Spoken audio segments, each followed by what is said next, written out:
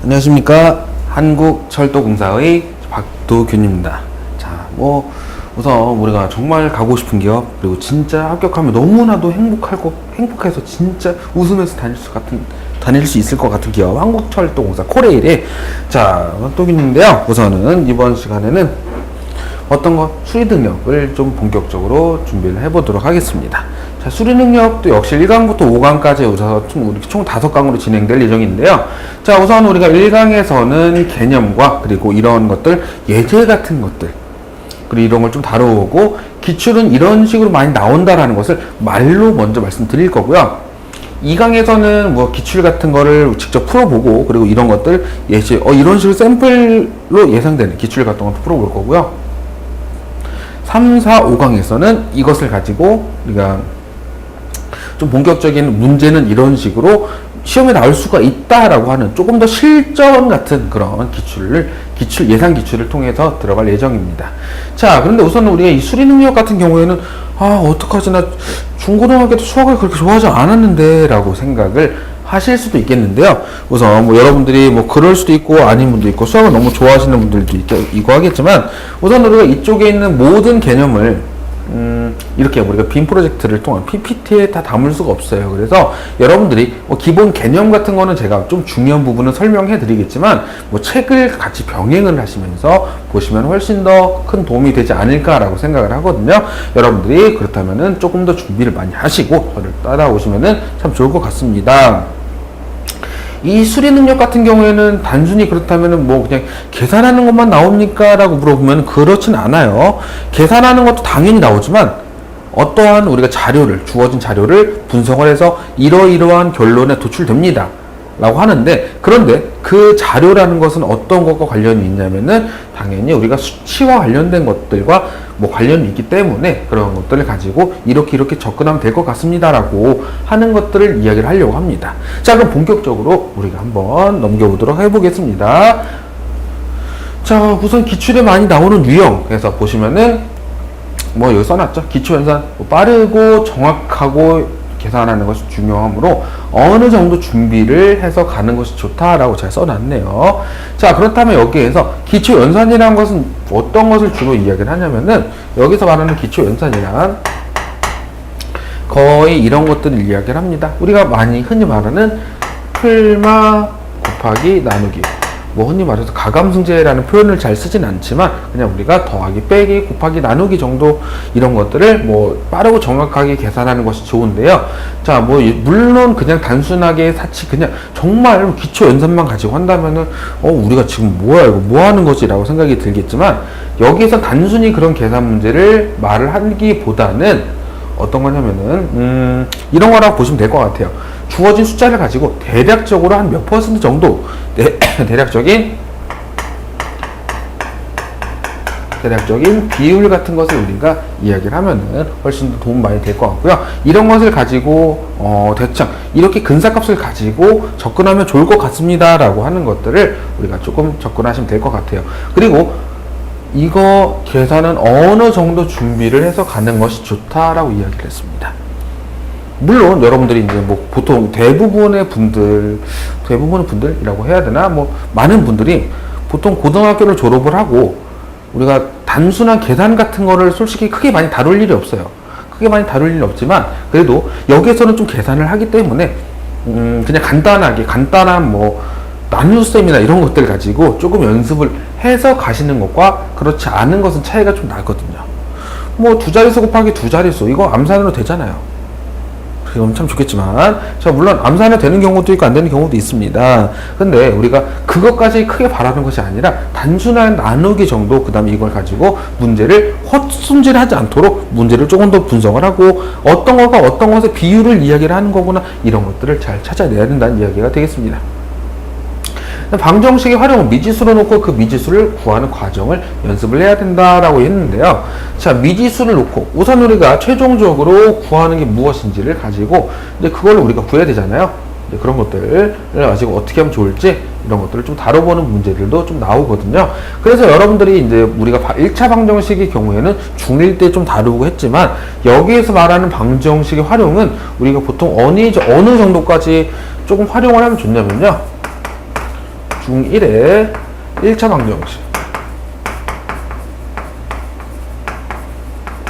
그 다음 중2의 연립방정식 정도, 이 정도까지는 뭐 계산하는 방법이나 뭐 식을 세우는 방법, 이런 것들을 뭐 가지고 조금 더 연습을 많이 하시면 도움 많이 될 것 같고요.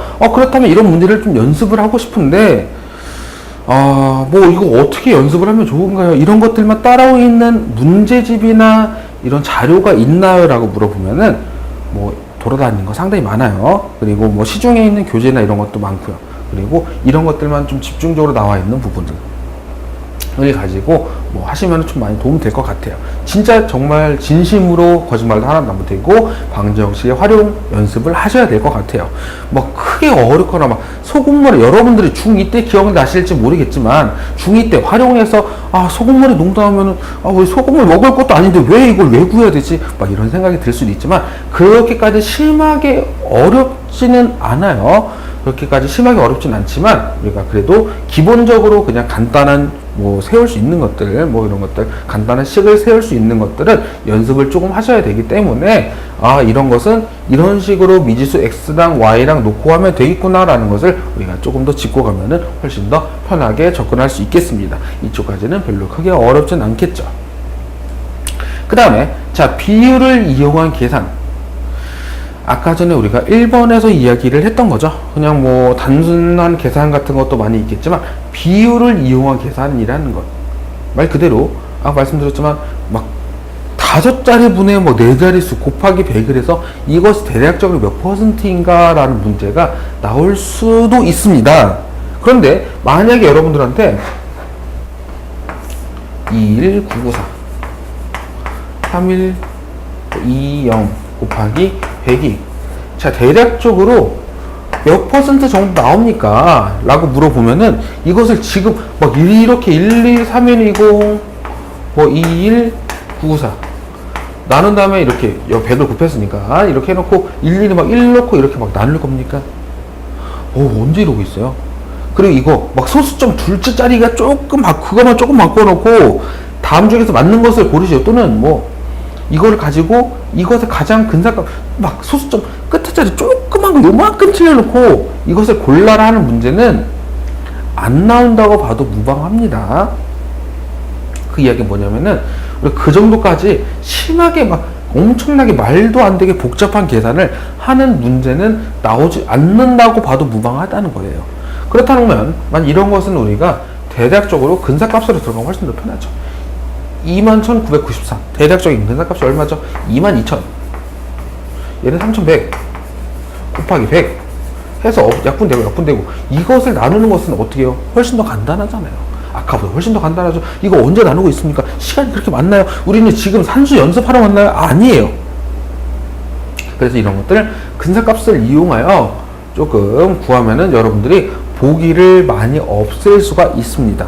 없앴는데 보기 중에서 그래도 조금 남은 것 같은데요 라고 하면은 뭐 그런 경우에는 문제를 다시 한번 읽어 보시는 게 좋을 것 같습니다. 아까 말씀드렸지만 소수점 둘째 자리 요만한 걸 가지고 다 이거 틀렸다라고 말을 하는 경우는 거의 없다고 봐도 무방하다 그랬습니다. 자, 4번 도표나 그림을 이용하는 문제가 상당히 많이 나옵니다.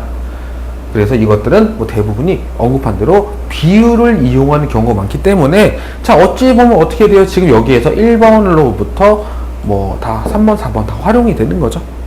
그리고 뭐 가끔 나온다면 빈칸 넣기 정도 있는데 빈칸 넣기는 우리가 어떤 경우 덧셈, 뺄셈만 잘 하시면 되는 경우가 많습니다. 그래서 그것을 우리가 이쪽에 굳이 이렇게 다루진 않았어요. 자, 그럼 본격적으로 한번 들어가 보겠습니다. 자, 기초 직업 능력으로서의 수리 능력, 기초 연산 능력, 기초 통계 능력, 도표 분석 능력, 도표 작성 능력, 우리가 이것을 세세하게 다 그쪽에 여러분들 책에 있는 것처럼 이러이러한 것들이 있습니다 라고 세세하게 쓰진 않아요. 왜냐하면은 이것이 그냥 뭐 이런 것은 이렇게 접근하면 됩니다, 이런 것은 이렇게 풀면 됩니다, 이런 것은 이렇게 문제가 나와요, 이런 것은 우리가 이렇게 작성하면 됩니다 라고 말을 하기 때문에 책에 있는 것을 제가 일일이 다 이것은 읽을 필요가 없다는 거죠. 기초 연산 능력, 만약에 우리가 그냥 다 우리가 지금 뭐 중고등학교 그리고 대학교까지 다 졸업을 한 상태인데 기초 능력, 연산 능력, 뭐 초등학교 때 다 했잖아요. 초등학교 때 다 나왔잖아요. 그리고 기초 연산 능력 같은 거. 그런 거는 우리가 너무 쉽죠. 뭐 간단하게 곱셈 나누기 뭐 이런 거 너무 쉽잖아요. 기초 통계 능력, 이것도 뭐 마찬가지로 아까 말씀드렸지만 어떤 거 비율 같은 거 있죠. 비율 같은 것을 활용하는 것들. 자, 여러분들 책에 보시면 기초 통계 능력, 평균, 합계, 빈도 등, 그쵸? 비율, 여기다가 평균, 합계, 뭐 이런 것들을 이야기를 하겠습니다.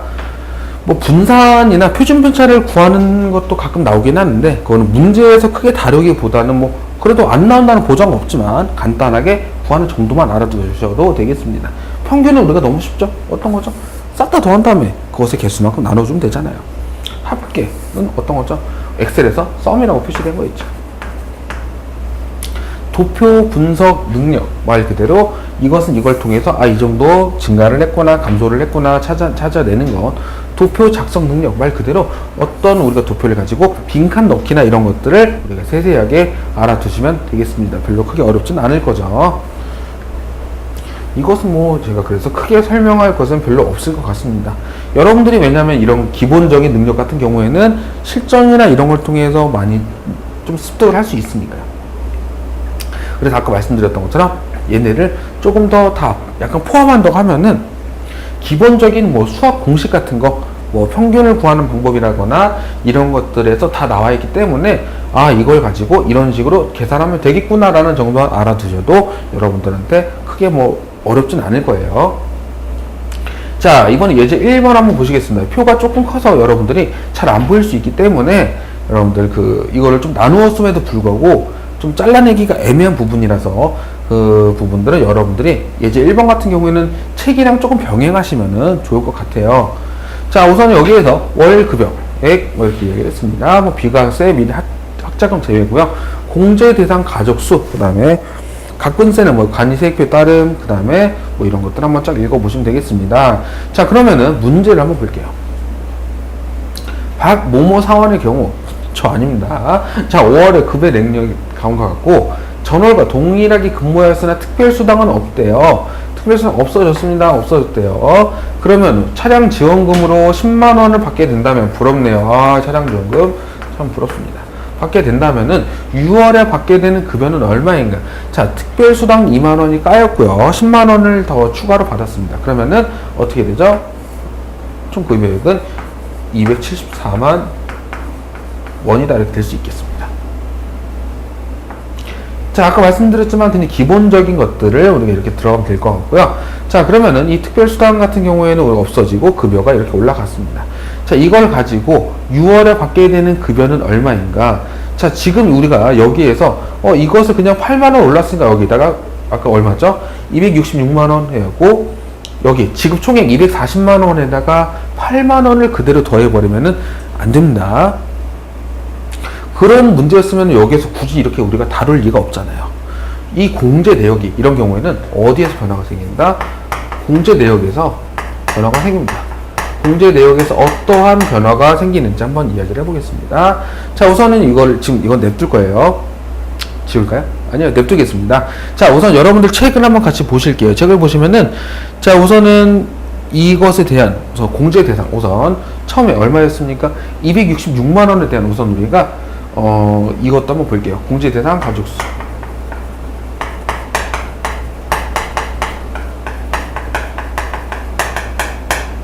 자, 아까 전에 얼마일 때, 아까 전에 얼마일 때였냐면은, 266만원일 때 공제, 자, 여기에서 무엇이 되었습니까? 공제 대상 가족 수를 보시면은, 자, 각근세가 어떤 거예요?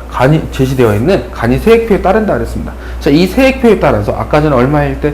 266만원일 때, 어디 있어요? 266만원일 때 여기 이쪽 라인이 되겠네요. 얼마만큼? 이건 잠깐 지울게요. 자, 얼마만큼 지금 각근세가 나왔습니까? 39,530원이 나왔습니다. 그렇다면은 2명이 되겠네요. 여기 있으니까요. 그쵸? 여러분들 책을 보시면은 몇 명이다? 가족수는 2명이구나. 자, 이걸 가지고 변화가 생긴다는 거죠. 아까 보시면 우리가 8만원이 더해졌으니까 얼마죠? 급여계는, 현재 이 급여계는 공제하기 전에, 우리가 세금을 떼기 전에 이것저것 세금 연금을 떼기 전에 받았던 금액이 274만 원이라는 거예요. 그렇다면 274만 원일 때 얼마다 2명이니까 가근세는 46,370원이 되겠네요. 여기가 어떻게 된다? 46,370원. 이렇게 되겠네요. 자, 그 다음에 주민세는, 문제에서 주민세는 뭐라 그랬어요? 주민세는 가근세의 10%, 주민세는 뭐 이거는 4637 정도 이렇게 되겠네요. 이렇게 되겠습니다. 대충 우리가 뭐 약간 원 단위는 절삭을 하니까요. 원 단위 절삭한다 그랬으니까 처음부터 까버릴까요? 뭐 나중에 깔 수도 있고요. 자, 어쨌든 그 다음에 볼게요. 여기에서 그 다음에 여기에서 그거죠. 아, 원 단위 절삭이라고 했는데 여러분들이 조금 여기서 헷갈릴 수 있는 게 최종적으로 합계를 낸다면 원 단위 절삭인지 바로바로 원 단위 절삭인지를 잘 보시면은 여기서부터 이미 원 단위가 다 절삭이 되어 있죠. 그래서 우리가 똑같이 들어가겠습니다. 자, 그 다음에 또 까이는 게 무엇이죠? 자, 주민세 했고요. 국민연금은 급여액의 4.5%. 자, 국민연금 급여액이 얼마죠? 급여액이 얼마였습니까? 274만 원이었죠? 그래서 여기에서 지금 계산한 결과만 좀 가지고 오겠습니다. 자, 여기에서 이걸 하면은 0.04로 곱하면은 12만 3,300원이 되겠네요. 이거는 여러분들이 계산하시면 되니까 제가 굳이 이 소중한 시간을 통해서 일일이 막 이렇게 손을 쓰면서 계산하는 것보다는 이게 나을 것 같아요. 자, 그 다음 거 보시면은 고용보험은 국민연금의 10%래요. 그럼 얼마죠? 12330 12,330원이다 라고 쓸 수 있겠네요. 끝난 게 아닙니다. 자, 건강보험은 급여액의 2.9%. 자, 복잡하죠. 이것도 그냥 갖다 쓰겠습니다. 건강보험은 여기에서 급여액에 이렇게 이야기를 했습니다. 어쨌든 이 급여액의 경우에는 어떻게 되냐면 79,460원이 되겠네요. 이렇게 되겠네요. 자, 공제합계를 따지면 얼마가 나왔냐면은 간단하게 이거는 우리가 간단한 계산이니까 266090 이렇게 되겠습니다. 그러면은 지급하는 총액은 여기에서 이것을 빼버린 결과가 얼마 나왔어요? 몇 번입니까? 답은 그래서 우리가 계산하시면은 여러분들이 계산하시면 답은 4번이다. 자, 이렇게 좀 복잡한 계산 같은 경우는 여러분들이 그냥 빠르게 할 수 있으니까 굳이 우리가 이 소중한 시간을 통해서 그 시간을 조금 절약을 했습니다. 자, 이것까지는 우리가 문제를 잘 읽으셔야 되기 때문에 자, 처음에 이런 문제가 나오면 먼저 뭘 찾아야 돼요? 공제 대상 가족수를 통해서 어느 정도 가근세를 가지고 어느 정도 적용이 되는지 이런 것을 먼저 찾아야 되겠습니다. 자, 이 문제를 지우고 우리는 그 다음 개념 설명으로 들어가 보도록 할게요.